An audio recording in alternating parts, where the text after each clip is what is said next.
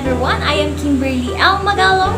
I am Eliza Nanyong Pop. I'm Jennifer Dela Pasion. I'm Mylene T. Kirante. I'm Anju G. Mamaril. I'm Dominic Espinosa. I am Alpha Grace M. Gutierrez.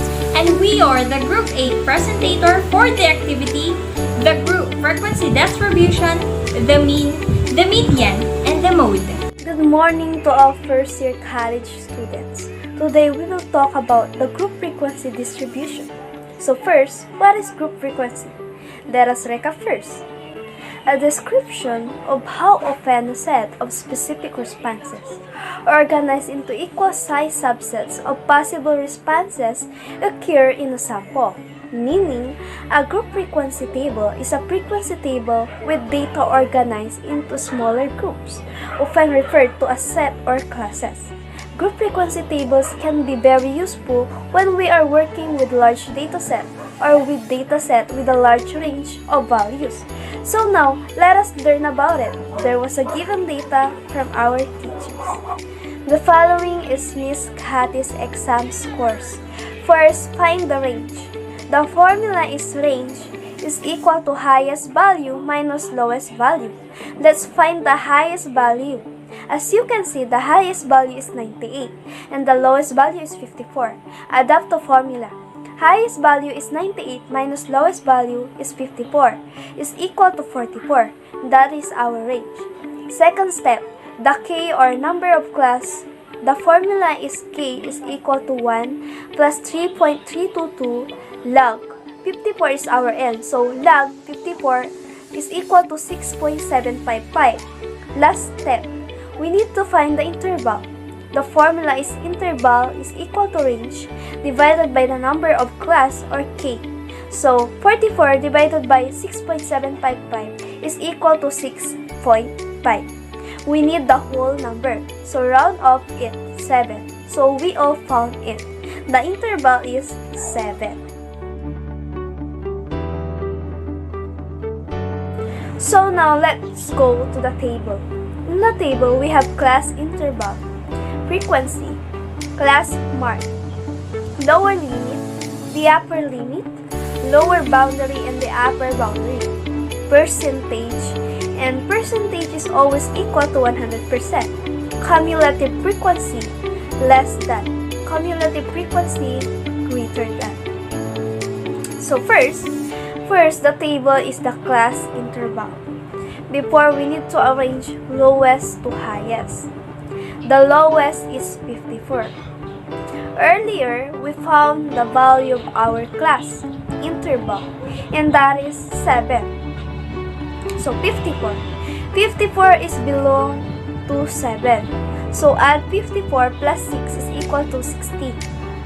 60 to the second row, bring down the 60 and add 1 is 61 and add 6 is equal to 67 and so on. Just do the same until you got it.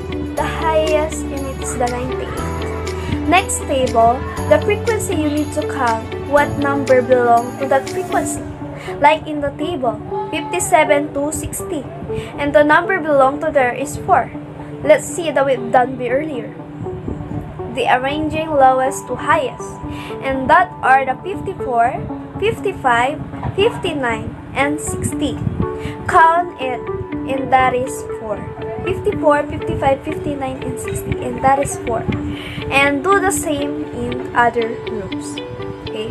So third table, the class mark. You will find what is the number between. The formula is subtract the 2. 54 minus 60 equals 57 and that is your class mark. And do the same in next rows. So, for the fourth table, the lower limit. Copy all the class interval in first number and that is your lower limit. For the sixth table, the lower boundary. To find the lower boundary, always subtract 0.5 in all lower number in class interval. For the seventh table, upper boundary. To find the upper boundary, always add 0.5 in all higher number in class interval. For the eighth table, The first time to find this, there was a formula. Frequency divided by the total of n multiplied by 100, like in the table 4. Divided 54 times 100, and it is equal to 7.41%. Do the same process, and when you do all, you need to add it all, and the always answer is 100%. And if it's not, you have wrong steps. Okay, for the 9 and 8 table, the cumulatives, the greater than and the less than. To find the 8 table, simple copy the first frequency and after that, add to second frequency.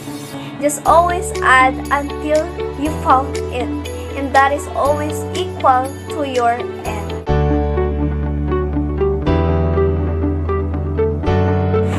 So now we are now to the mean. For the recap, what is mean?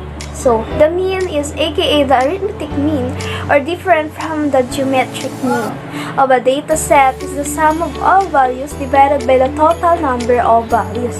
It's the most commonly used measure of central tendency and is often referred to as the average.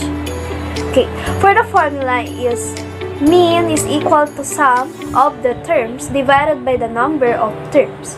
So let's do it through our given table.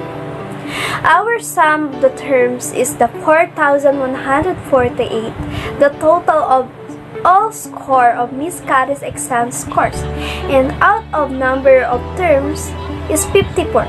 So we need to divide, and the total is 76.81, and that is our mean.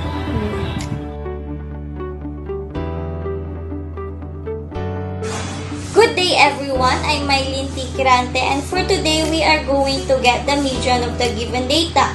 The median is the midpoint of the data array, and to get the median of the given data, we should arrange the data in order and select the middle point.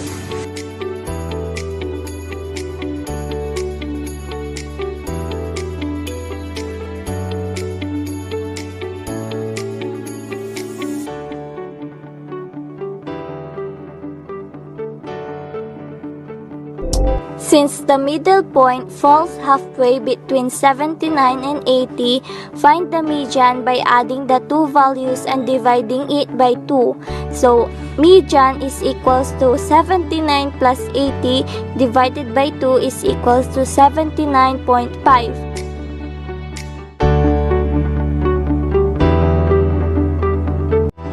And now we are going to get the mode of the given data. The mode is the value that occurs most often in a data set. A data can have more than one mode or no mode at all. In finding the mode, it is helpful to arrange the data in order, although it is not necessary. As you can see, the following data represent Miss Kati's examination score. You can easily notice that 78 occurred 4 times. Hence, the mode of this given data is 78. And that's all for today's video. Thanks for listening.